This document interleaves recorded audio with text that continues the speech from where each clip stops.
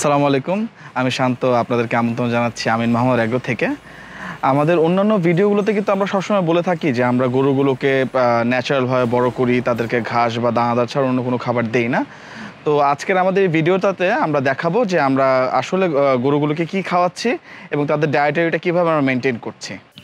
আমাদের গরু এবং মহিষগুলোকে আমাদের নিজস্ব জমির ঘাস এবং উন্নত মানের দানাদার খাবার দিয়ে থাকি।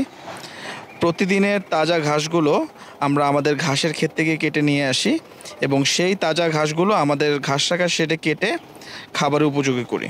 দানাদার খাবারগুলো যাচাই বাছাইয়ের পর ভালো জায়গা থেকে সংগ্রহ করি। দানাদার খাবারগুলোর মাধ্যমে রেসিপি বানানোর পরে আমরা কিউসি ল্যাব থেকে খাবারের পুষ্টিমান পরীক্ষা করে থাকি এবং সবশেষে আমরা এগুলো আমাদের গরু এবং মহিষের খাবার হিসাবে প্রদান করে থাকি। ঘাস এবং দানাদার খাবারের পাশাপাশি আমরা উন্নত মানের সাইলেজ দিয়ে থাকি, যেটা গরু এবং মহিষের প্রাকৃতিকভাবে মোটা তাজাকরণে সহায়তা করে।